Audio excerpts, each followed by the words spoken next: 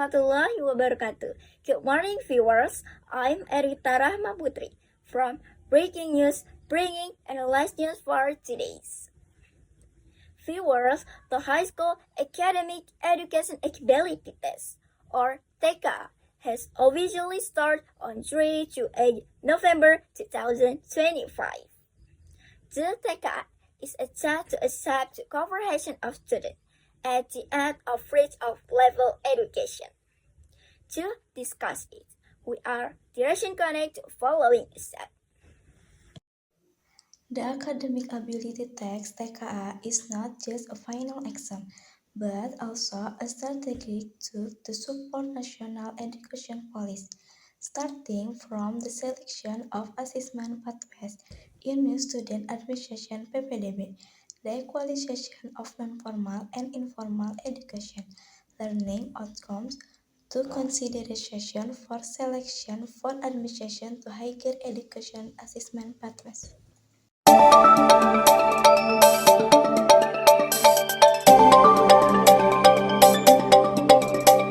Hello. Okay. Connect with me, Siti Romim, as the reporter. I want to interview about TKA. Kami mau izin untuk mewawancara Bapak tentang pelaksanaan TKA. Ya boleh, apa aja pertanyaannya silakan. Yang pertama, apa perbedaan TKA dan UN? Oke ya, perbedaan antara TKA dan UN. Yang pertama, kalau dulu UN itu wajib, semua siswa itu wajib melaksanakan UN. Sedangkan kalau TKA sebenarnya itu siswa diperbolehkan untuk tidak mengikuti TKA gitu. Jadi pilihan sebenarnya mau ikut atau enggak. Cuman karena esensinya yang penting, jadi akhirnya semua siswa mengikuti juga gitu. Kemudian yang kedua, untuk UN itu penyelenggaraannya dilakukan di akhir pembelajaran.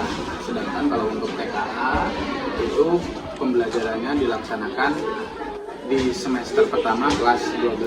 Kemudian yang terakhir, perbedaan antara TKA dengan UN itu, kalau UN itu nanti nilainya berbasis nilai akhir ya, nilai akhir yang dimana itu akan dimuat dalam ijazah. Nah, sedangkan kalau TKA itu nilainya adalah nilai berbasis sertifikat hasil TKA, di mana fungsinya itu nanti sebenarnya kalau sekarang ya fungsinya itu digunakan untuk mendaftar ke perguruan tinggi negeri. Jadi itu beberapa perbedaan antara TKA dengan UN. Selanjutnya, pertanyaan kedua. Mengapa sekolah kita mewajibkan semua siswa mengikuti TKA? Ya, ada beberapa faktor ya. Sebenarnya TKA tadi sudah disampaikan di awal itu tidak wajib, tapi mengingat esensi dari TKA, yang pertama dikhawatirkan, jadi ya dikhawatirkan pada suatu saat banyak instansi-instansi tertentu yang mengharuskan adanya sertifikat TKA seperti itu. Jadi boleh saja sebenarnya tidak ikut sekarang gitu ya, tapi ketika suatu saat nanti misalnya melamar kerja dan lain sebagainya tapi dipinta sertifikat TKA, nah itu kan ketika kita sudah mengikuti ya udah aman gitu, jadi tidak perlu bingung lagi gitu. Makanya kemarin kita menghimbau ya, tidak mewajibkan, menghimbau semuanya untuk ikut TKA. Jadi yang jaga-jaga lah, untuk jaga-jaga ke depan agar ketika dibutuhkan maka sertifikat itu ada.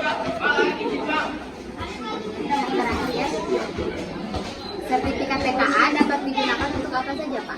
Oke, kalau untuk sekarang ini secara juknis ya, secara juknis yang dimuat di Permendikbud, untuk sertifikat TKA itu sekarang yang fungsi utamanya itu digunakan untuk melanjutkan ke perguruan tinggi negeri ya, untuk mengikuti seleksi nasional berbasis prestasi atau SNBP. Nah itu wajib melampirkan sertifikat TKA. Kalau untuk yang lain itu masih biasanya nanti bertahap ya.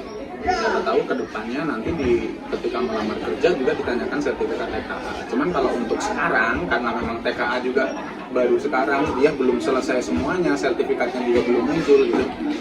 Fungsi pertama yang digunakan itu untuk masuk ke perguruan tinggi negeri melalui SNBP.